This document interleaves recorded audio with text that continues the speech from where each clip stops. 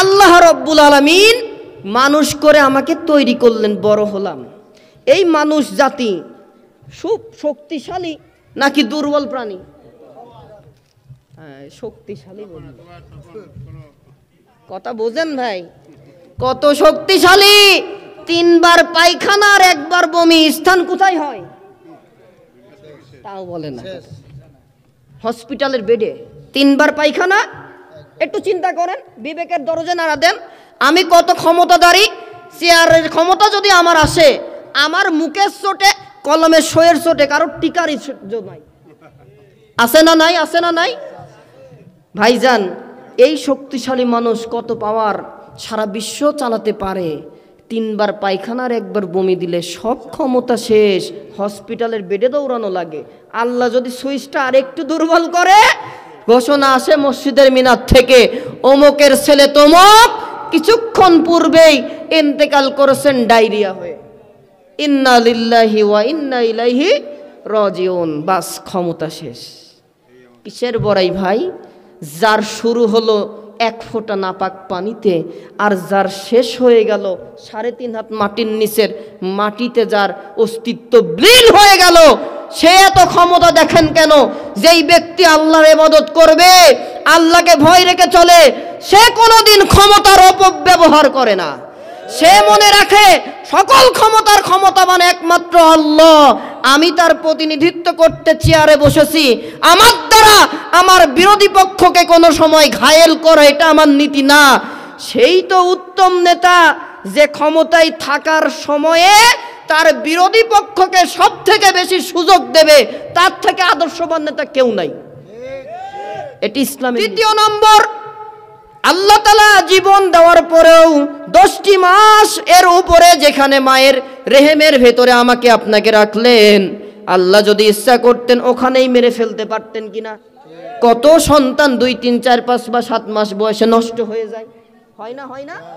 আল্লাহ তাআলা দ্বিতীয় রহমত করলেন, ওই মায়ের রেহেমের ভেতরেও আমাকে আপনাকে, আমার মা বোনদের মতো অনেক প্রাণগুলাকে আল্লাহ বাঁচিয়ে রাখলেন। দ্বিতীয় রহমত। 3 নম্বর, আল্লাহ তাআলা বান্দাকে মায়ের পেটে 10টি মাস রাখবে। প্রথমে ছিল রক্ত, সেখান থেকে প্রথমে ছিল একটা নাপাক পানি, সেখান থেকে হলো রক্তপুঞ্জ, সেখান থেকে হলো গোশত, তারপরে অস্থি, ইত্যাদি ইত্যাদি ভাবে পূর্ণাঙ্গ মানুষের শরীর গঠন করলো। করার পরে মানুষ যদি তৈরি হয়, তার রিজিক লাগে, খাবার লাগে। আল্লাহ তাআলা এই চিন্তা করেছেন, মা বাবাকেও করতে দেয়নি। সুবহানাল্লাহ বলেন। 10টি মাস আল্লাহর বান্দা বান্দি যেই ঘরের ভেতরে থাকবে, যেই রেহেমের ভেতরে আল্লাহর বান্দা বান্দি থাকবে, আল্লাহ আগেই চিন্তা করে নারীর সাথে নারীর টান দিয়ে মায়ের ওই রক্তগুলাকে খেয়ে বাঁচার জন্য আল্লাহ তাআলা সন্তানের নারীর সাথে মায়ের নারী রাখে দিলেন। থাক, কষ্ট করে বলার দরকার নেই, রাখেন। ওটা আপনার নেতারা এই কামটা করে দিয়েছে, আপনারা আল্লাহ করেনি। তাও বলে ঠিক, কয়ে করেছে, কাজ করিস কিনা? তাহলে একটু সুবহানাল্লাহ জোরে বললে গোনা হবে নাকি? এই সুবহানাল্লাহ বলাটাও আল্লাহর প্রশংসা দেয়। জোরে বলেন সুবহানাল্লাহ। 3 নম্বর গেল। 4 নম্বর, আল্লাহ তাআলা আমার প্রতি রহমত করলেন কি?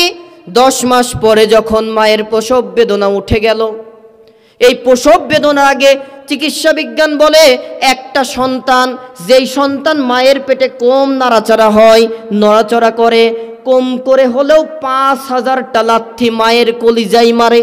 আল্লাহু আকবার। এর কারণে সন্তান দুনিয়াতে সৌদি আরবে থাক, লন্ডনে থাক কিংবা আমেরিকাতে থাক, যদি সন্তানের বিপদ হয় আর মা বাবা যদি বেঁচে থাকে, কারো কাছে খবর যাওয়ার আগে মায়ের অন্তরে খবর হয়ে যায় সন্তান বিপদে পড়েছে। সুবহানাল্লাহ বলেন। সংযোগটা কে দিলেন? কে দিলেন? ওই যে থাকতে প্রায় 5000-এর উপরে লাথি মায়ের কলিজায় লাগলো। উল্টা দিকে পা থাকে, মাথা থাকে, কি ভুল বলছি নাকি? সন্তান মায়ের পেটে কিভাবে থাকে?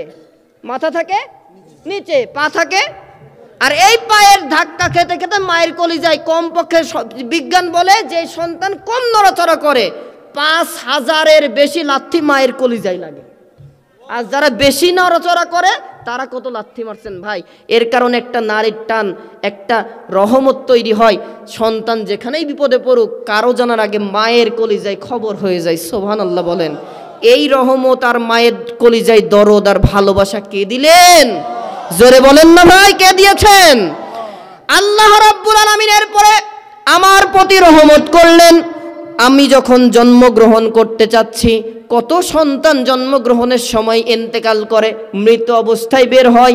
আল্লাহ রাব্বুল আলামিন আমাকে দয়া করেছিলেন, জন্মের সময় মায়ের রেহেম থেকে বের হওয়ার সময় আল্লাহ আমাকে জীবিত অবস্থায় বের করলেন। সুবহানাল্লাহ বলেন।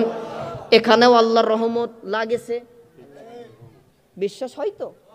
এরপরে আসেন, আল্লাহ তাআলা আমার প্রতি কত রহমত করলেন। কেন আল্লাহর ইবাদত করতে হবে? মায়ের পেট থেকে বের হওয়ার পরে প্রায় 2টি বছর সন্তান কথা বলতে পারে না। খাবার খাবে কি করে? মায়ের সাথে, মায়ের কাছে বোঝার জন্য সন্তানের মুখের একটা ভাষা দিলেন। ওয়া ওয়া শব্দ যখন সন্তান করে, মা বুঝতে পারে আমার সন্তানের ক্ষুধা লেগেছে, খাওয়াতে হবে। সুবহানাল্লাহ বলেন। এই রহমত আর এই দয়াটা কে দিয়েছেন? আর এই দয়াটা কার প্রতি করেছেন? তা বলে আল্লাহর প্রতি। আমার প্রতি, আপনার প্রতি, বলেন আমাদের প্রতি। কার প্রতি করেছেন? যদি আল্লাহ রহমতটা না করতেন, জন্মগ্রহণ করেছেন একদিনের ভেতরে, ওয়া ওয়া টে টে করে বাচ্চা মরে যাবে, মা দুধ দেবে না। আর মা যদি দুধ না দেয়, ওই ডানো আর আনো কাম হবে না। কথা বুঝলেন ভাই? তাহলে এখানে আর আল্লাহ তাআলা আমার প্রতি, আপনার প্রতি জুলুম করলেন না, ইনসাফ করলেন। মায়ের হৃদয়ে সন্তানের ক্ষুধা বুঝার শক্তি দিলেন। মায়ের স্তনে দুধ দিলেন জন্মের 6 মাস আগে, আর জন্ম হওয়ার পর টে করে আওয়াজ উঠলেই মা বুঝে ফেলে আমার সন্তানকে দুধ খাওয়াতে হবে, ক্ষুধা লাগছে। সুবহানাল্লাহ বলেন। এই রহমতটা কে দিয়েছেন? তাহলে ইবাদত কার করতে হবে? 2 বছর আপনাকে মা খাইয়ে দিয়েছে। এইবার আসেন, আর এদিকে বেশি বাড়াবো না। আল্লাহ রাব্বুল আলামিন মানুষ করে আমাকে তৈরি করলেন, বড় হলাম। এই মানুষ জাতি খুব শক্তিশালী নাকি দুর্বল প্রাণী? হ্যাঁ, শক্তিশালী বলি। কথা বোঝেন ভাই? কত শক্তিশালী! 3 বার পায়খানা আর 1 বার বমি, স্থান কোথায় হয় তাও বলে না। হসপিটালের বেডে 3 বার পায়খানা। একটু চিন্তা করেন, বিবেকের দরজা নাড়া দেন। আমি কত ক্ষমতাধারী, চেয়ারের ক্ষমতা যদি আমার আসে, আমার মুখের চোটে, কলমের সইয়ের চোটে কারোর টিকারই নাই। আছে না নাই? আছে না নাই? ভাইজান, এই শক্তিশালী মানুষ কত পাওয়ার, সারা বিশ্ব চালাতে পারে। 3 বার পায়খানার 1 বার বমি দিলে সব ক্ষমতা শেষ, হসপিটালের বেডে দৌড়ানো লাগে। আল্লাহ যদি সুইচটা আর একটু দুর্বল করে, ঘোষণা আসে মসজিদের মিনার থেকে, অমুকের ছেলে তমক কিছুক্ষণ পূর্বেই ইন্তেকাল করেছেন ডায়রিয়া হয়ে। ইন্না লিল্লাহি ওয়া ইন্না ইলাইহি রাজিউন। বাস, ক্ষমতা শেষ। কিসের বড়াই ভাই? যার শুরু হলো 1 ফোঁটা নাপাক পানিতে, আর যার শেষ হয়ে গেল 3.5 হাত মাটির নিচের মাটিতে, যার অস্তিত্ব বিলীন হয়ে গেল, সে এত ক্ষমতা দেখেন কেন? যেই ব্যক্তি আল্লাহর ইবাদত করবে, আল্লাহকে ভয় রেখে চলে, সে কোনোদিন ক্ষমতার অপব্যবহার করে না। সে মনে রাখে সকল ক্ষমতার ক্ষমতাবান একমাত্র আল্লাহ। আমি তার প্রতিনিধিত্ব করতে চেয়ারে বসেছি, আমার দ্বারা আমার বিরোধী পক্ষকে কোনো সময় ঘায়েল করা এটা আমার নীতি না। সেই তো উত্তম নেতা, যে ক্ষমতায় থাকার সময়ে তার বিরোধী পক্ষকে সব থেকে বেশি সুযোগ দেবে। তার থেকে আদর্শবান নেতা কেউ নাই। এটি ইসলামের নীতি।